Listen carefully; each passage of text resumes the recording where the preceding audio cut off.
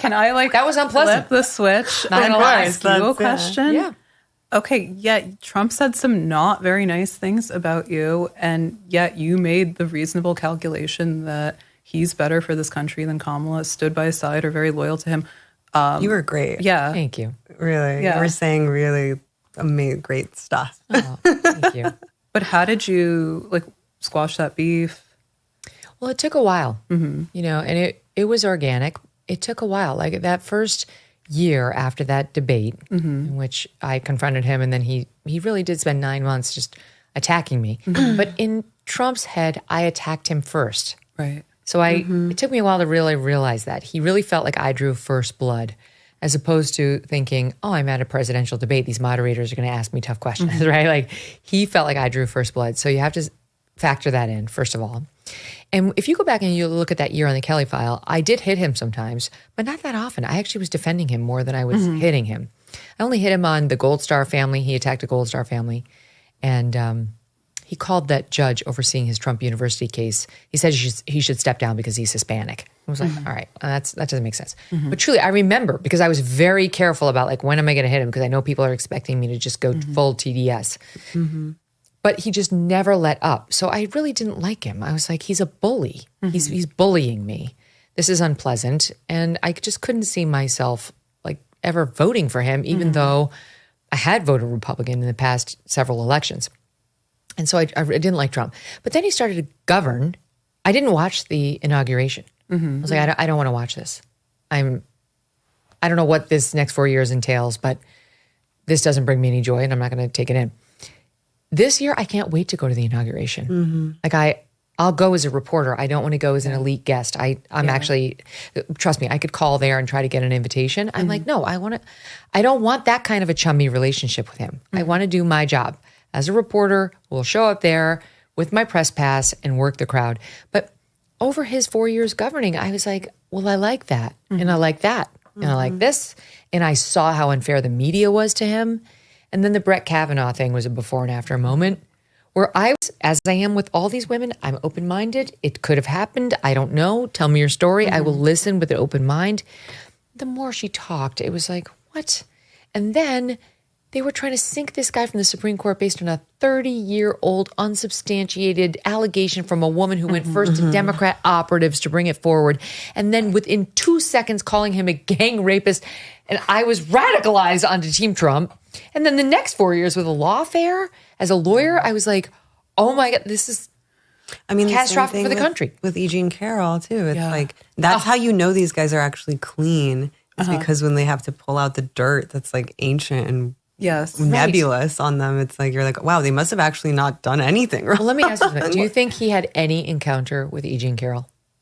No, she seems delusional. No, and I mean, it sounds like a romance novel where he pushed her into a Bergdorf's dressing room. He gave the best, most credible answer where she's not my type. She doesn't seem like his type. I mean, yeah, and if that's really the worst, and all the other lawfare, if that's really the worst they have on him, then he really must have not. If they had something credible, we would know. Did you guys see the deposition testimony where her lawyer was deposing Trump and asking about that statement, she's not my type? And Trump was like, she's not. You're not either. You're not my Trump either, to be perfectly honest. I mean, that's one of Trump's best qualities, that he doesn't really lie. No. Sometimes that's what's crazy. Sometimes he lies in the sense of, hyperbolizing, dramatizing things in service of protecting his record and reputation. But he's actually totally honest almost 100% of the time. And libs have this perception that he's a dyed-in-the-wool liar. And they're the ones who are really lying. Yeah. And they're really good at it because they are not only misrepresenting the facts, but also fudging the meaning. And they're doing this in a very colluded way where all of them are on board. So no one person actually has to take accountability or be responsible. They're sort of waiting for Rachel Maddow to get their talking points for the week. Who, by the way, also no one's watching. No one's watching. But I have to tell you something very sad. Rachel Maddow took a pay cut.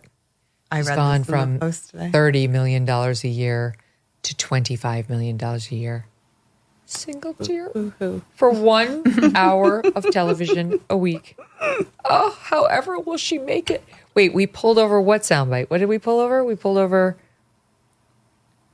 Oh, Trump at the deposition. This is worth playing. No? What? Go ahead, play it. When you said in that video that Ms. Leeds would not be your first choice, you were referring to her physical looks, correct? Just the overall. I look at her, I see her, I hear what she says, whatever. You wouldn't be a choice of mine either, to be honest with you. I hope you're not insulted. I would not, under any circumstances, have any interest in you. I'm honest when I say it. I would not have any interest in. Yeah. I mean, she is like such a horny psychopath. Yeah. The lawyer? No, Eugene. Yeah. Totally.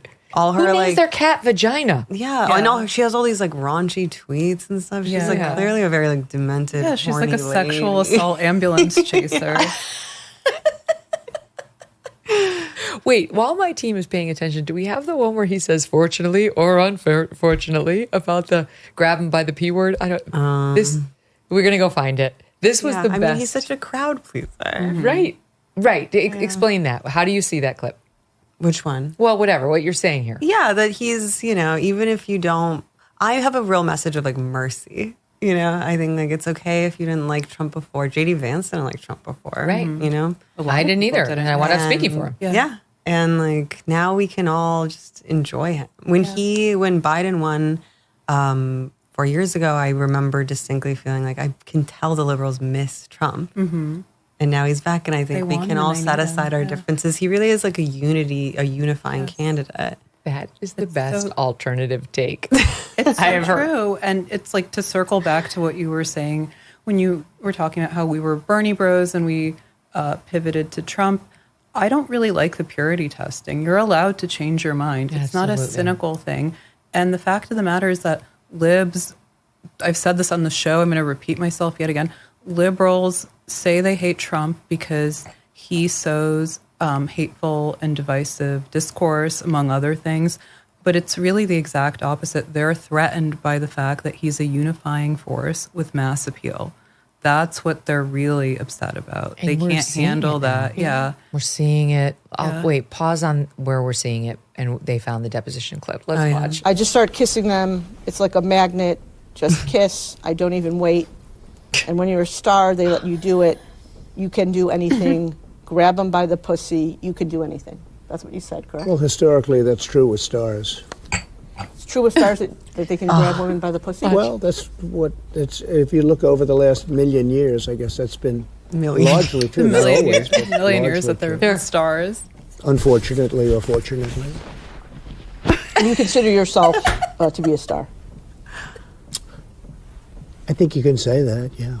And now you said before. That's enough. Whatever. We get it. That's the best. When you're a star, they let you do it. Unfortunately. Or fortunately. Yeah. So true. He's got an amazing, we've always called him our first Jewish president because he has the cadence of like a Borscht and our first comedian. Woman president, He does. He does, yeah. He's a yenta. He's just like super upfront and actually pretty even-handed at the end of the day. But the thing that liberals object to, it's just like elitism, plain and simple. Like they have that very unfortunate combination of snobbery and cowardice. Well said. Wow, that's exactly it.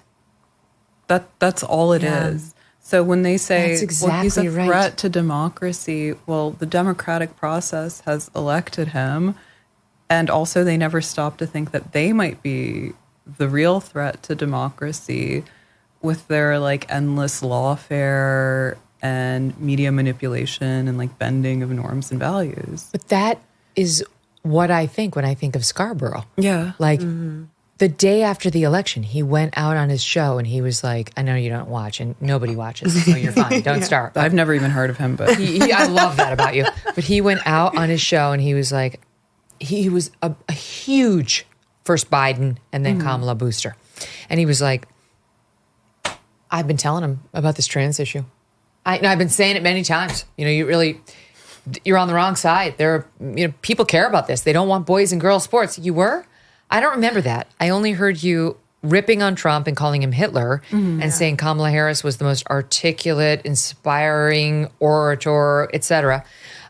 You lied. Really, what you did was lie. But that's exactly right. He was full of cowardice. And by the way, my team says that they have pulled the bite when he was on the Kelly file that I referenced. Let's take a look. Debbie Murphy has sent me the background of said clip. Let's watch it, and I will tell you whatever background she found. There's still a blonde woman on the set interrupting you at every turn. I swear to God, it's whether it's like 6 in the morning or it's 9 at night. Yeah. What, come on, somebody help me out here. Only if you snapped your fingers at me, you'd have 8 fingers instead of 10. There you go. Boy, you did your research, did you? You got your own show. I got other guests. I weren't conservative. You talk about it tomorrow morning. Roger Ailes let me come on the show. Thanks for being here. If you want to see more of Joe, you can join his 4 viewers and see it tomorrow morning. No, just kidding. So they didn't get gracious. the end. Yeah. They didn't get the end where he did not laugh. He was not happy. He was upset about my 4 viewers, which was true. And the snap your finger, he had snapped his fingers in front of Mika's face like that. Even just the two of us sitting here, woman to woman, it's obnoxious. Like, get your fingers out of my face. Yeah, but a man rude. Doing it to a woman is really like, go F off. Wait, are they married? No. They're engaged. But they had an affair. They were both cheating. They fell in love on Morning Joe? Forgive me because I don't have my... Who does that? Forgive me because I don't have all my facts about these two at the ready, but I'm about 90% sure, right, Steve Krakauer? They were both married to other people and they were cheating on those people. Wow. Look, it happens. That makes me want to watch Morning Joe. I know. They're just like crystal a little ball sexual and Kyle tension. But like, for real. Then she's out there like sex pot with her leg up. And again, like, I did kind of sex potty photos. I did not potty. That connotes a different thing. Sex pot-esque photos for GQ. So it's not that I'm saying she shouldn't show off her sex appeal. It's that particular photo from a woman who wants us to believe she's a feminist. She's all about female rights, where she's looking at him. She's not looking at the camera. She's basically showing her ass, and he's sitting in the power position looking direct into She's camera. looking over her shoulder. No, any self-respecting woman would have said no. But can I tell you something funny? So we'll drop it into this. My earpiece keeps coming out. Well, you don't need it. You can just listen. Fine. But I did the GQ photos when I was turning 40. Oh, wow. And I was pregnant with my second child. And GQ, I was like 4 months pregnant when I did the shoot. We'll find it. We'll put it. But I went, they were like, GQ would like to do a profile on you. Would you like to go do it? I'm like, sure, I'll do it. Fox kind of said, you should do it or you shouldn't do it. So I followed their advice. So I go with the PR person over there. And they were like, how do you feel about wearing like a sexy outfit? And meanwhile, I'm 4 months pregnant. And it's my second child. So like things had already popped down there. You know, like it doesn't hold together as well on child number 2. And to be honest, it didn't hold together well on child number 1. But in any event, I'm like, sure, I'll go over. And they put all this fake hair. I mean, I have fake hair now, but there it was fake. There it was temporary fake. Yeah. They just put it in for a day and they glam me up. I looked so like sexy in a way that I'd never seen myself. Yeah. I was like, sure. They found it. Look, here we go. Okay. I like that. I remember this. Look, first of all, I have boobs. I tasteful. don't normally have boobs. I have like, I used to call them killer bees. But they were like floating. Join the club. They were C's, and I was enjoying it. So now people are upset over my mocking Mika Brzezinski in that, and they're like, "You pose for GQ." You're looking in the camera. Yeah. You're owning it. I don't have a man there. Yeah. Like, my issue with those photos isn't that she's doing like a sexy, slutty pose that goes against her feminist bona fides. It's that it's just corny and theater kid-like. For those of us holding our breath for the past several months, we can finally exhale. Doesn't it feel like that? Work can finally be done on the major issues this country is facing, and it will be. One of the most significant, our national debt. The fact is our nation is broke, and that debt is a house of cards that can't be quickly dismantled. So the strategy remains the same. You might want to diversify your savings. This is why I want to tell you about Birch Gold. So many things are out of our control and out of our president's control, so it can be really important to have a safe haven for your savings. Birch Gold Group can help you convert an IRA or 401k into an IRA in physical gold. And the best news is it doesn't cost you 1 cent out of pocket. Text MK to 989898 now to get your free info kit. Plus, right now through Black Friday, you're going to receive a free 1-ounce silver eagle for every $5,000 purchased. Protect your savings with Birch Gold. Text MK to 989898 and claim your eligibility for free silver today. Thanks so much for watching. If you like what you just saw, hit the subscribe button for more clips and full episodes.